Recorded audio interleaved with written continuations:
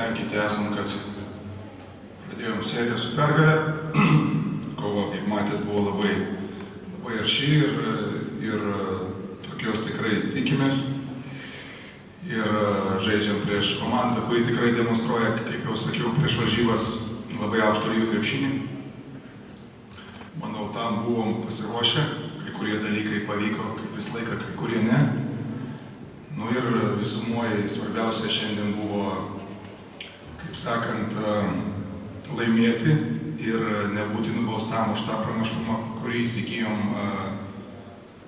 reguliaraus sezono metu, kuris galėjo virsti į kaip sakant, nepranašumą, kadangi 9 dienos vis tiek jos nėra lengvos.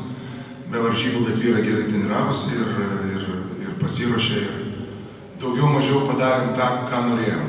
Aišku, kai kurie dalykai bus taisomi, bet tai čia mūsų profesija yra nesibaigianti daina, kaip sakoma. Jie visą laiką turi būti taisomi, bandoma ir taip ir bus. Taip kad esame labai patenkinti ir einam toliau.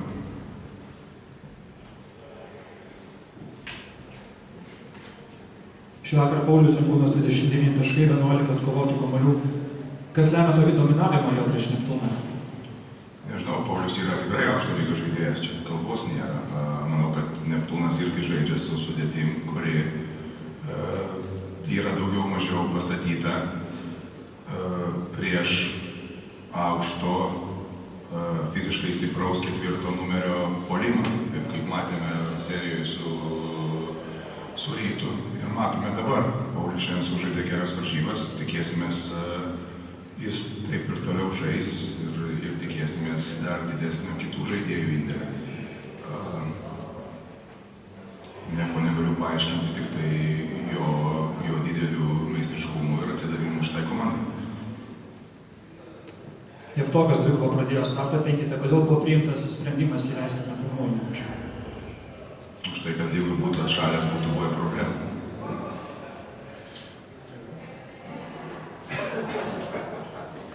Treneris spurtas Santuokėlio pabaigoje, kiek jį lėmė įtakojo tai, kad tuo metu sustojo Tėvynės aikštėje?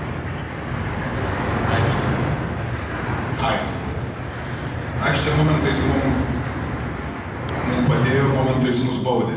Vėlgi stengsimės, bandysime, kad čia kas žemės drebėjimas, kaip pamatys. Bėgti namo reikia. Aikštė momentais veikia, momentais ne. Toliau ją bandysim, toliau ją darysim. Kartais gavos, kartais ne.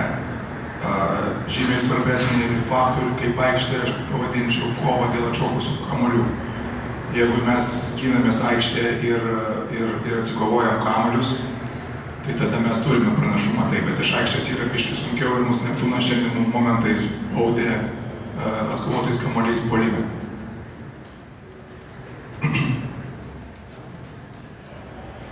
Kokiu tikitės rungtynių Klaipėdoje?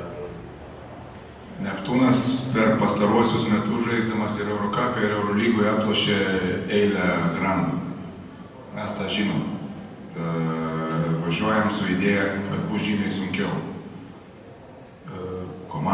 Kiekviena komanda žaidžia geriau namuose ir tikimės labai sunkių varžybų.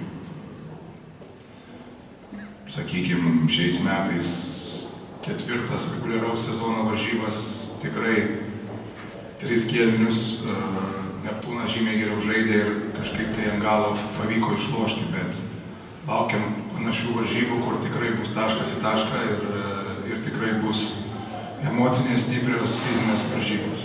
Tam ir ruošiamės. Treneri, Olivier Hamanas vėl liko už 12 ribų, ar pamatysim į seriją? Negaliu to atsakyti.